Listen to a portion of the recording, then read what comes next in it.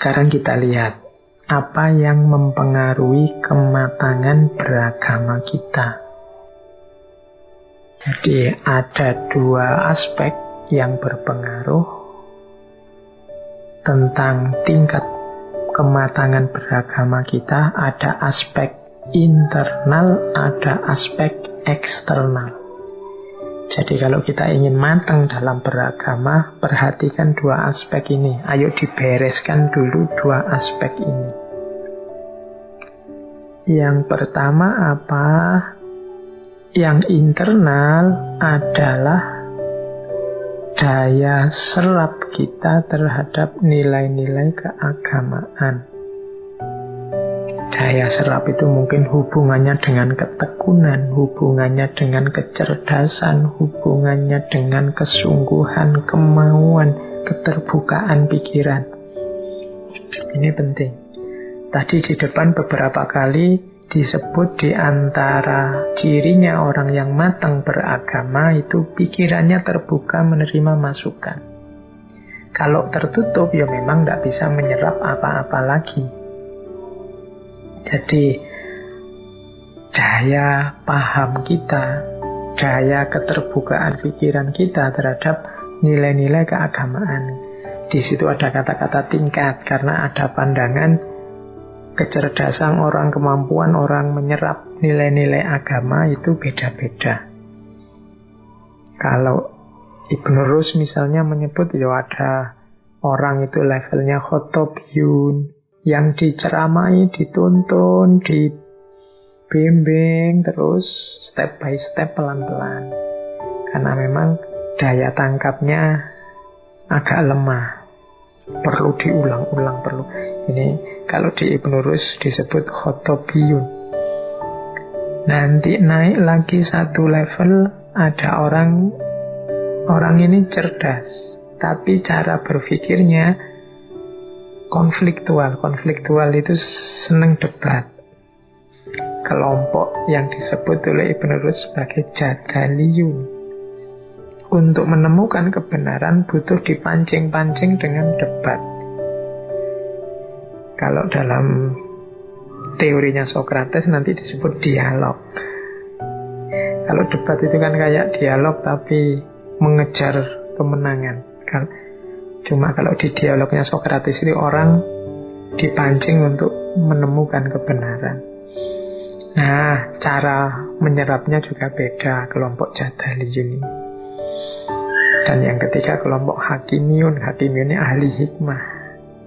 Jadi ini orang yang mampu menangkap nilai agama, nilai kebenaran di level yang dalam dan luas. Itu internal mempengaruhi. Jadi teman-teman yang ingin matang keberagamaannya, pertama-tama pahami diri sendiri dulu, kapasitasmu dan kemampuanmu sejauh mana. Kalau memang Pak saya itu kalau baca-baca yang tulisan bahasa Inggris atau bahasa Arab tidak mampu Pak. Kalau baca memang saya berat Pak. Tapi kalau diceramai, diberitahu kayak ngaji ini, saya lebih mudah menerimanya Pak. Ya oke, kamu ketika ngerti itu ya berarti cari media-media yang cocok dengan situasimu, seleramu.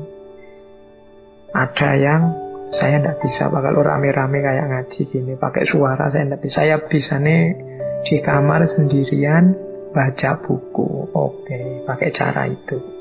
Ini mempengaruhi. Karena kalau kalian tidak menempuh jalan menuju kematangan beragama ini, ya kamu tidak akan matang-matang. Dimulai dari internal dirinya sendiri. Terus yang kedua, pemaknaan terhadap ajaran agama. Pemaknaan terhadap ajaran agama ini maksudnya sejauh mana posisinya agama dalam hidupmu. Jadi bagi saya agama itu penting loh Pak.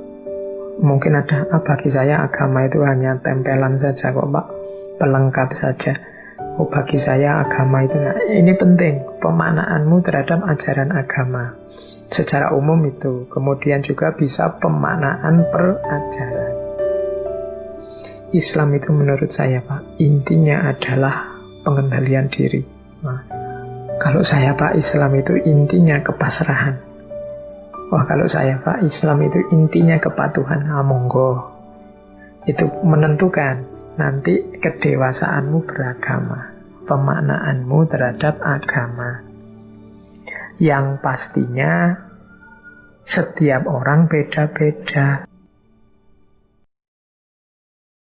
Saya yang banyak baca buku filsafat, mungkin dengan teman yang banyak mendalami tasawuf, atau teman yang lain yang mendalami fikih, itu cara memaknai agamanya beda-beda, sehingga jenis kematangannya juga beda-beda.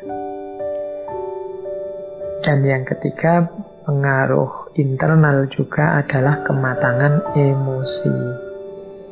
Susah kita sampai puncak kematangan beragama kalau emosinya belum terkelola dengan baik. Tadi di depan saya menjelaskan ciri-ciri orang dewasa. Nah, itu sebenarnya berhubungan dengan kematangan emosi. Orang bisa beragama secara dewasa, secara matang, kalau individunya sendiri, dirinya sendiri sudah dewasa dan matang. Kalau dia masih kekanak-kanakan, masih dicengkram oleh nafsu, masih dikendalikan oleh ambisi dan kepentingan, ya agak susah untuk menjalani laku beragama yang dewasa. Jadi ada pengaruh internal. Jadi perhatikan tiga ini nanti berpengaruh. Jadi kapasitas daya serap kita terhadap agama, kemudian positioning pemaknaan kita terhadap ajaran agama, dan yang ketiga kematangan emosi kita. Kalau untuk yang faktor eksternal, nah ini saya tidak perlu menjelaskan, ya pasti saja kematangan beragama kita tergantung pada keluarga, lingkungan, masyarakat, yang dari mereka lah transfer dan masukan-masukan keagamaan masuk ke dalam diri kita. Diakui atau tidak, keberagamaan kita paling awal ditanamkan di rumah dan di lingkungan masyarakat sekeliling kita. Jadi cara beragamamu hari ini itu sebenarnya pengaruh lingkunganmu. Lingkungan paling kecil ya keluarga. Maka ini penting juga diperhatikan aspek eksternalnya. Makanya dulu waktu kita pernah melakukan kajian tentang seorang filosof dari Cina yang namanya Mengzi. Coba dicari di rekamannya waktu kita mengkaji Mengzi. Bagaimana susah payahnya ibunya untuk membentuk kepribadian seorang Mengzi ini. Jadi ibunya bahkan sampai pindah tempat 3 kali biar anaknya mendapat lingkungan yang baik. Jadi pertama-tama ibunya pindah ke daerah dekat pemakaman.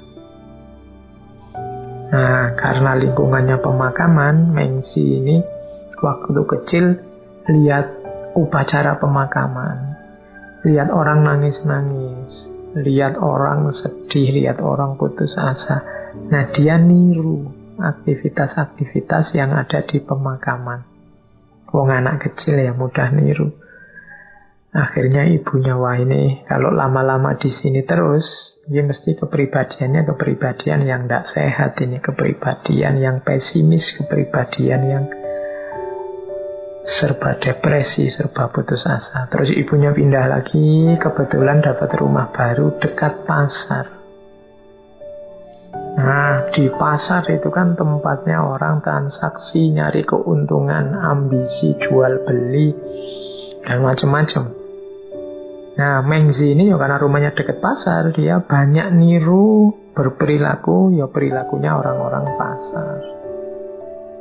Mungkin omongannya, mungkin trik-triknya, dan lain sebagainya. Ibunya khawatir lagi, wah ini kalau lama-lama kayak gini, Anakku mentalnya bisa rusak juga ini.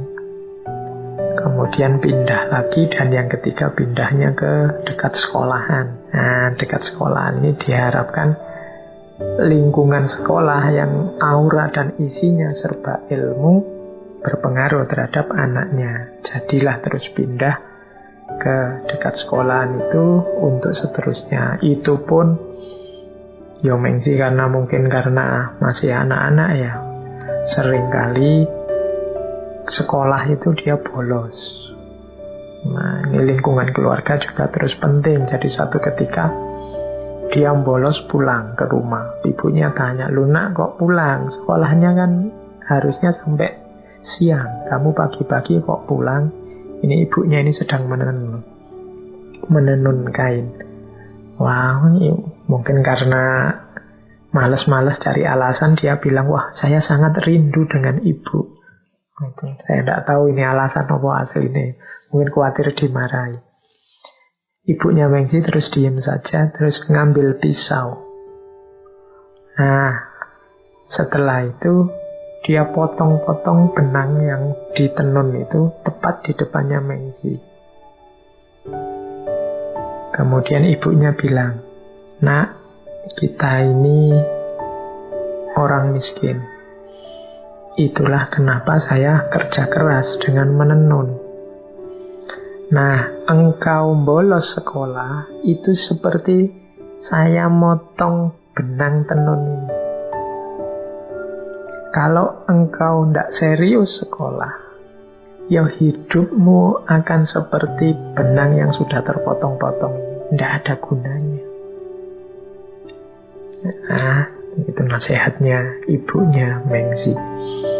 Nanti dia akan lahir jadi tokoh besar yang luar biasa dalam tradisi filsafat Cina. Nah, kematangan kita berarti beragama. Kalau dari cerita tadi kan kelihatan keluarganya penting, lingkungan sekitarnya penting. Berarti selain kita ngopeni internal kita bareng-bareng harus juga ngopeni dunia di sekeliling kita, lingkungan kita, masyarakat kita. Kalau masyarakatnya rusak, berat sekali kita membentuk jiwa kepribadian keagamaan yang baik dan matang.